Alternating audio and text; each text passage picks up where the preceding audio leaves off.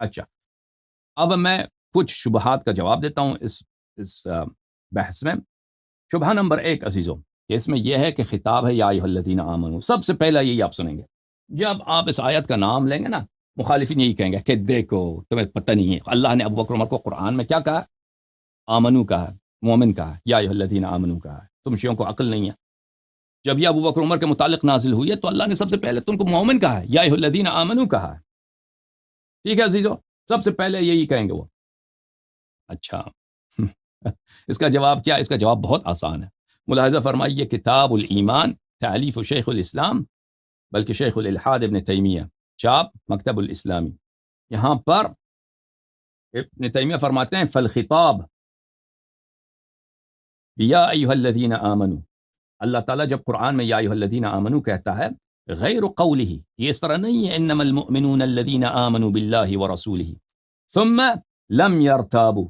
مومن تو صرف وہی ہیں، مومن تو صرف وہی ہے کہ اللہ پہ ایمان لائے، رسول صلی اللہ علیہ وآلہ وسلم پہ ایمان لائے، پھر انہوں نے کبھی شک نہیں کیا، کبھی شک نہیں کیا ہے.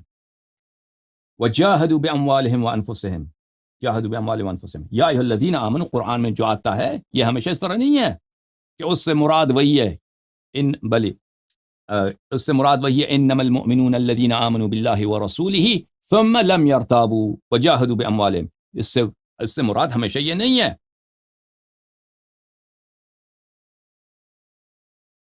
وَنَظَائِرِهِ، اور اس جیسے دوسرے جو آیات ہیں، فَإِنَّ الْخِطَابَ بِيَا أَيُّهَا الَّذِينَ آمَنُوا، یا أَيُّهَا الَّذِينَ آمَنُوا کی جو خطاب ہے، يَدْخُلُ، اس میں داخل ہوتا ہے بہت دفعہ، مَنْ أَظْهَرَ الْإِيمَانِ وَإِنْ كَانَ مُنَافِقًا فِي الْبَاطِنِ يَدْخُلُ فِيهِ فِي الظَّاهِرِ وَهَذَا مُتَّفَقٌ عَلَيْهِ بَيْنَ أَهْلِ السُّنَّةِ.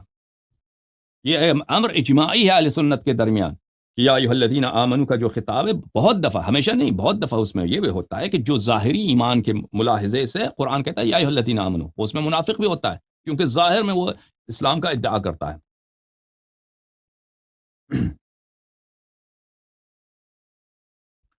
یہ کتاب تفسیر القرآن العزیز لابن ابی زمنی، جلد نمبر 4، چاپ الفاروق الحدیثہ. یہاں پر سورہ حجرات کی شرح میں یا ایھا الذین آمنوا لا ترفعوا اصواتکم کی شرح میں کہتے ہیں ان ناسا من المنافقین، کچھ منافق کے افراد تھے کہ آتے تھے نبی صلی اللہ علیہ وآلہ وسلم کے پاس، اپنی آواز بلند کرتے تھے نبی پر صلی اللہ علیہ وآلہ وسلم، یریدون بذلک اذاہ والاستخفاف بہ، نبی صلی اللہ علیہ وآلہ وسلم کی اذیت کرتے تھے اور ان کی استخفاف کرتے تھے. سبحان اللہ.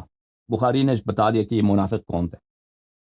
فنسبهم الى ما اعطوا من الايمان في الظاهر، تو ان کو جب یا ایھا الذین آمنوا کہا گیا ہے، وہ ایمان ظاہری کے لحاظ سے، باطن میں منافق تھے، کافر تھے، ظاہر میں مسلمان، اس لحاظ سے وہ ان کو کہا ہے کہ یا ایھا الذین آمنوا. یہ کتاب ہے تفسیر بیضاوی، جلد نمبر 1، چاپ بیروت. یہاں پر ان الذین آمنوا والذین هادوا والنصارى والصابئین من آمن بالله واليوم الآخر وعمل صالحا، بلی ان الذین آمنوا بألسنتهم يريدون به المتدینین بدین محمد المخلصین منهم والمنافقین صلی اللہ علیہ وآلہ وسلم. فرمایا کہ ان الذین آمنوا سے مراد یہاں پر جو لوگ ایمان کا اظہار کرتے ہیں، چاہے وہ مخلص ہوں چاہے وہ منافق ہوں، دونوں اس میں شامل ہوتے ہیں. قیل المنافقین، بعض مفسرین نے کہا کہ نہیں، صرف منافقین ہے، اس سے مراد صرف منافقین ہے. ملاحظہ فرمائی تفسیر کشاف، زمخشری صاحب کی تفسیر کشاف، جلد نمبر 1، چاپ دار الکتب العلمیہ. یہاں پر سورہ بقرہ کی تفسیر میں ان الذین آمنوا والذین هادوا والنصارى والصابئین ان الذین آمنوا بألسنتهم من غیر مواطات القلوب وهم المنافقون. جو لوگ صرف اپنے ان الذین آمنوا سے یہاں اس آیت میں مراد کون ہے؟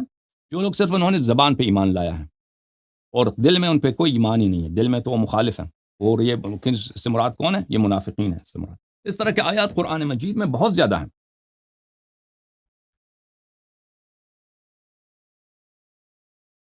اچھا، میں اس سے مزید اس بحث کو نہیں کو آگے نہیں کرتا، لیکن اس طرح کے آیات قرآن مجید میں بہت ہیں. اس سے ایک اور جواب بھی ہے، یا ایھا الذین آمنوا لا ترفعوا اصواتکم. اس سے ہم کہتے ہیں اس سے مخاطب یہ بھی ہے کہ مخاطب مسلمان ہیں، جو صحیح مومن ہیں وہ ہیں، مخاطب وہ ہیں، لیکن شأن نزول ابو بکر عمر ہے، مخاطب ابو بکر عمر نہیں ہے. ابو بکر عمر نے یہ جرم ان سے جب صادر ہوا ہے تو مسلمانوں کو باخبر کیا کہ ایمان والو تم اپنی آواز بلند نہ کرنا ان جیسے، کہ اگر تم نے ان جیسے آواز بلند کیا تو تمہاری بھی جو ہے عمل حبط ہو جائے گا. یہ بھی محتمل ہے. اچھا،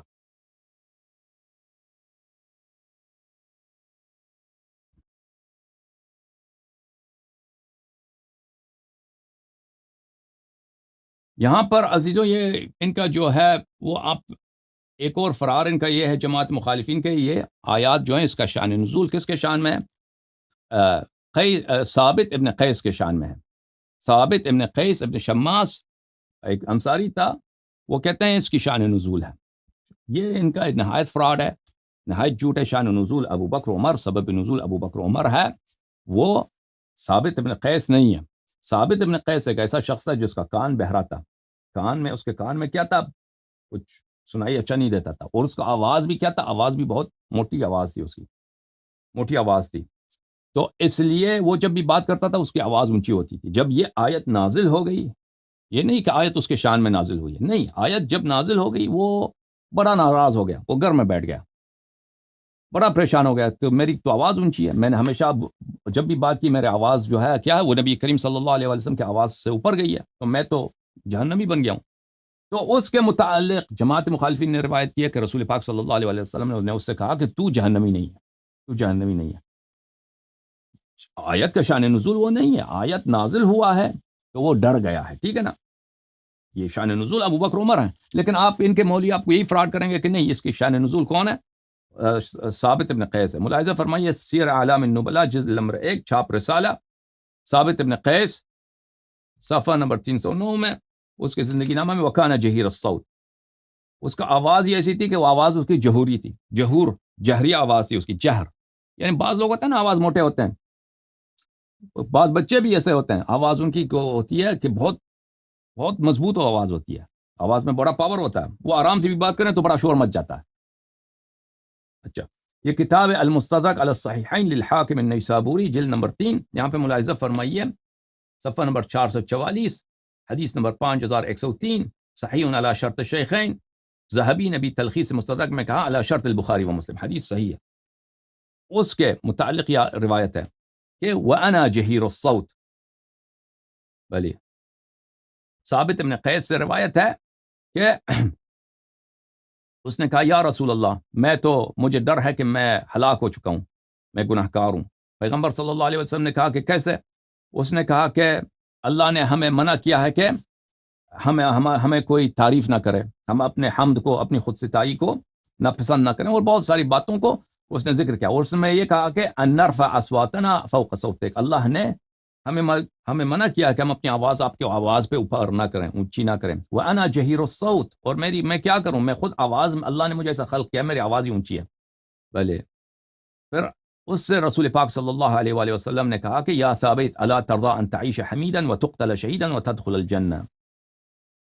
اللہ نے اس سے کہا کہ آپ کی شہادت نصیب ہوگی، اور وہ بعد میں جنگ میں مرا بھی ہے.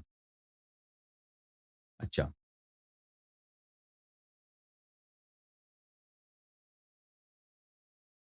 یہ کتاب ہے مسلم کی کتاب، چھاپ دار الفکر. ملاحظہ فرمائی یہاں پر یہ روایت صفحہ نمبر 78 میں، یہ بخاری میں بھی ہے. انس بن مالک سے روایت ہے لما نزلت هذه الآیہ، جب یہ آیت نازل ہو گئی، نہ کہ یہ شان نزول ہے اس کی. یا ایھا الذین آمنوا لا ترفعوا اصواتکم، جب یہ آیت نازل ہو گئی آخر تک، جلس ثابت بن قیس فی بیتہ، ثابت بن قیس اپنے گھر میں بیٹھا رہا. وقال، اور اس نے کہا انا من اہل النار، میں اہل جہنم میں سے ہوں. واحتبس عن النبی صلی اللہ علیہ وسلم، نبی صلی اللہ علیہ وسلم کے پاس نہیں گیا. نبی صلی اللہ علیہ وسلم نے سعد بن معاذ سے پوچھا کہ ثابت کہاں ہے، وہ مریض ہے، بیمار ہے. سعد نے کہا نہیں، وہ میرا تو وہ پڑوسی ہے، وہ بیمار تو نہیں ہے. تو سعد گیا اس کے پاس اور اس سے کہا کہ نبی کریم صلی اللہ علیہ وسلم آپ کو پوچھ رہے تھے. تو ثابت نے کہا انزلت هذه الآیہ، یہ آیت نازل ہو گئی ہے کہ اپنی آواز بلند نہ کرو، اور تم جانتے ہو انی من ارفعکم صوتا علی رسول اللہ صلی اللہ علیہ وآلہ فانا من اہل النار، اور تم جانتے ہو کہ میری آواز ہمیشہ اوپر ہو جاتی ہے، کیونکہ میری آواز، اس کی آواز کیا تھا، اس کی آواز خود موٹی آواز تھی، جو قوی آواز ہوتی ہے نا. اس طرح تو میں اہل نار میں سے ہوں. تو سعد نے نبی صلی اللہ علیہ وآلہ وسلم نے کہا بل ہوا من اہل الجنہ، تو نبی صلی اللہ علیہ وسلم نے کہا کہ نہیں وہ اہل جنت میں سے ہے. اچھا ہمارے نزدیک وہ اہل جنت میں سے ہونا اس کا ثابت نہیں ہے، بلکہ ظاہراً وہ اعداء اہل بیت علیہ السلام میں سے بھی تھا. بہرحال یہ اس کا شان نزول یہ نہیں ہے. یہ ایک سادہ آدمی تھا، یہ ڈر گیا کہ بھئی میری بھی آواز تو اونچی ہو جاتی تھی. وہ بے احترامی کی وجہ سے آواز، بدتمیزی کی وجہ سے آواز بلند نہیں کرتا تھا، اس کی آواز تھی ہی موٹی، اس وجہ سے وہ ڈر گیا تھا، اور شان نزول بھی اس کے متعلق نہیں ہے. بہرحال بہت مہربانی آپ سب کا، خدا آپ سب کو عزت دے. اب میں آپ کے کالز کا جواب دیتا ہوں. ہاں، اور آپریٹر حضرات جو ہیں ہمیں بتائیں کہ ہم کس کال کو پہلے لے لیں. اب بات یہ ہے عزیزو کہ میں گفتگو کو سمیٹ لوں کہ اللہ تعالیٰ نے قرآن مجید میں اہل بیت طاہرین علیہم الصلاۃ والسلام کی تعریف کی ہے، مدح کیا ہے. اس سے بلند مدح ہو ہی نہیں سکتا. بلے انما ولیکم اللہ ورسولہ والذین آمنوا الذین یقیمون الصلاۃ ویؤتون الزکاۃ وہم راکعون. کہ نبی اللہ کی ولایت، نبی کی ولایت، امیر المؤمنین علیہ السلام کی ولایت برابر ہے. ٹھیک ہے نا؟ وَأَطِيعُوا اللَّهَ وَأَطِيعُوا الرَّسُولَ وَأُولِي الْأَمْرِ مِنْكُمْ. اللہ کی طاعت، نبی صلی اللہ علیہ وسلم کی طاعت اور اہل بیت طاہرین علیہ السلام کی طاعت برابر ہے. اور بعض افراد کو اللہ نے قرآن میں مذمت کیا، مذمت کی ان کے حبط عمل جو ان کی کفر کی دلیل ہے. ٹھیک ہے بھائی، اور جو سوء ادب ہے نبی صلی اللہ علیہ وسلم کے ساتھ جو خود کفر کی دلیل ہے، اللہ نے واضح کیا، اللہ نے واضح کیا. پھر ان کو بدترین الفاظ میں اتنا مذمت کہ ہر جانور سے بھی زیادہ ذلیل. ان نے فرمایا کہ ان الذین ینادونک من وراء الحجرات اکثرهم لا یعقلون. آپ مجھ سے ناراض ہو جاتے ہیں، مجھے پتہ ہے ناراض ہو جاتے ہیں، لیکن میں کس الفاظ میں بیان کروں؟ مجھے بتاؤ، مجھے سمجھاؤ میں کس الفاظ میں بیان کروں؟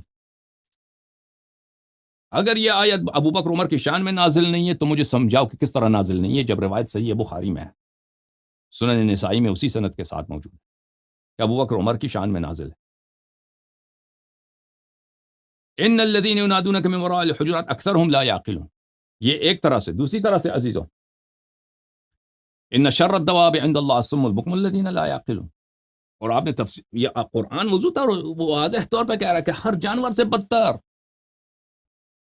جب عزیزو قرآن کی روح سے، بخاری مسلم کی روح سے، آپ کے جو دو بڑے ابو بکر عمر ہیں ان کا مرتبہ یہ ہے، حبط عمل ان کے شان میں ثابت، کفر ان کے شان میں ثابت، حد کے حرمت نبی صلی اللہ علیہ وآلہ وسلم ان کے شان میں ثابت، شر الدواب ہونا ان کے شان میں ثابت. تو بھائی تمہارے مذہب میں اب بچا کیا؟ مجھے بتاؤ.